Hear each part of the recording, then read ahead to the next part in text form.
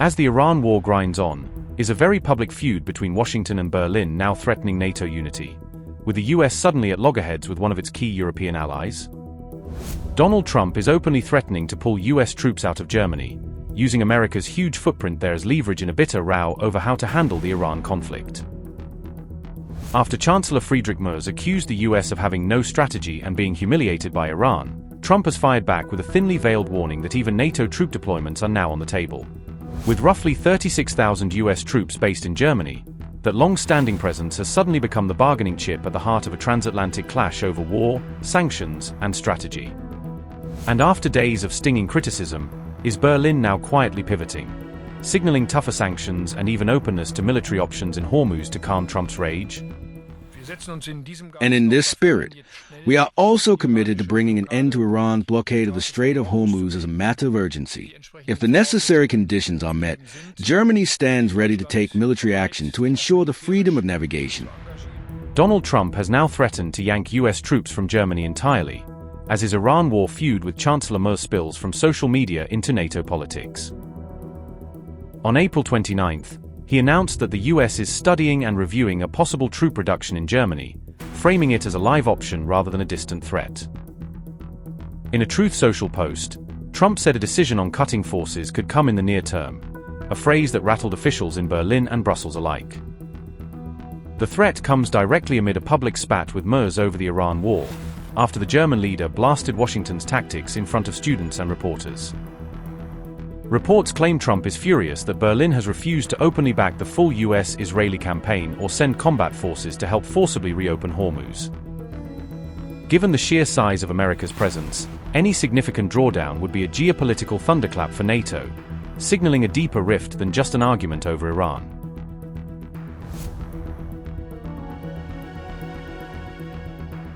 The US troop presence in Germany stretches back to the end of World War II and the Cold War, when American bases formed the front line against the Soviet Union. Today, about 36,000 active duty troops and roughly 1,500 reservists are stationed at US facilities across Germany, according to Pentagon figures reported by CBS. Another 11,500 US civilian employees support European and Africa Command missions from German soil, making the footprint even larger than uniformed numbers suggest.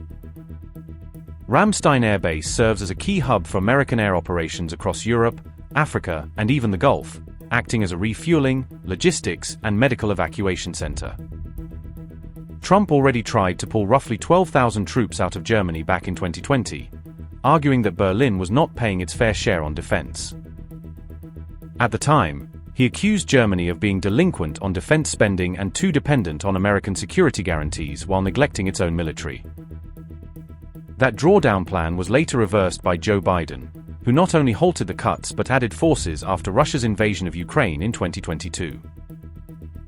Even now, Germany hosts more US troops than any other European country and is second only to Japan worldwide in terms of American military presence.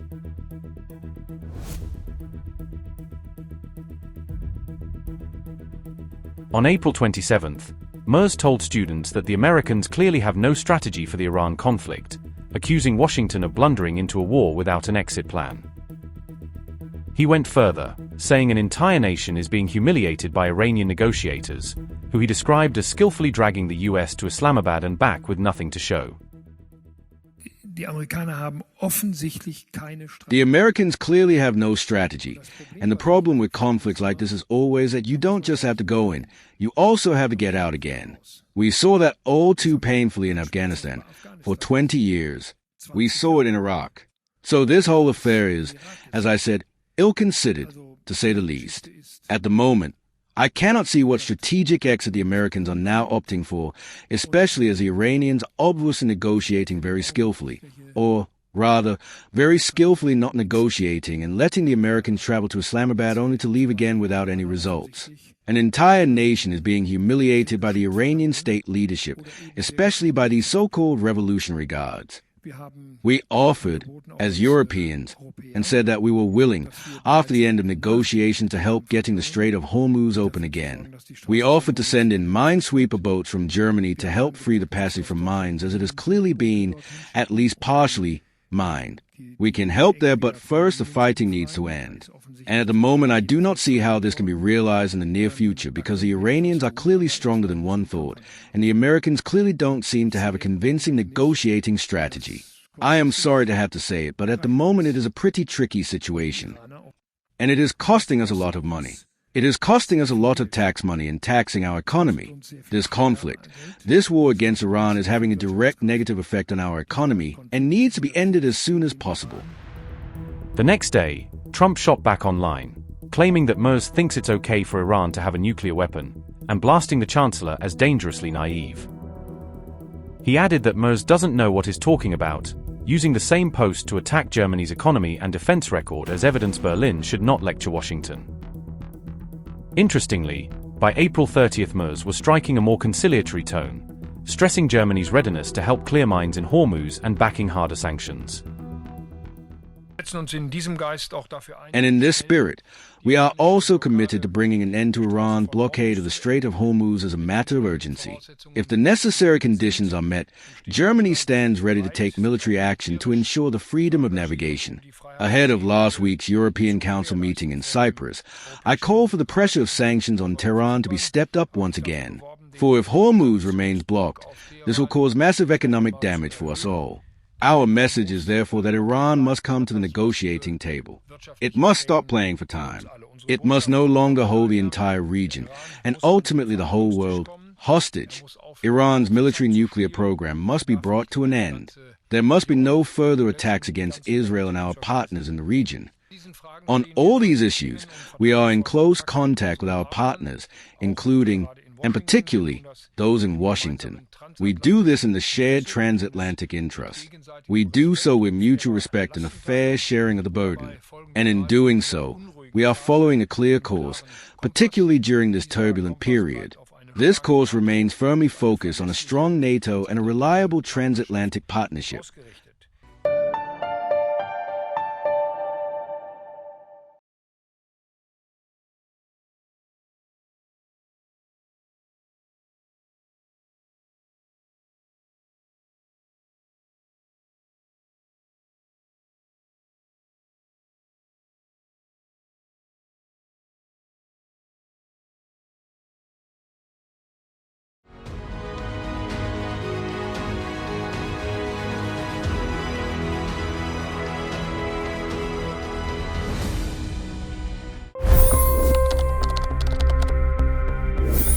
$25 crore गरीब गरीबी को परास्त करके बाहर निकले।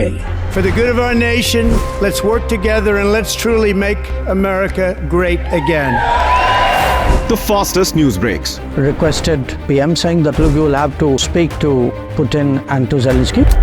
The biggest news makers. The relationship with India is probably the most important bilateral relationship the U.S. will have for the rest of this century. The capital delivered quite an election result today. Expert analysis. The million-dollar question today is how to stop this dance of death. Ground reports. I'm standing at the crossroad of the Kumbh Mela. Behind me are more than 100 entry ghats. Long-form interviews. Exclusionary politics is reflected in Manipur case as well. You don't bother because this is a small state.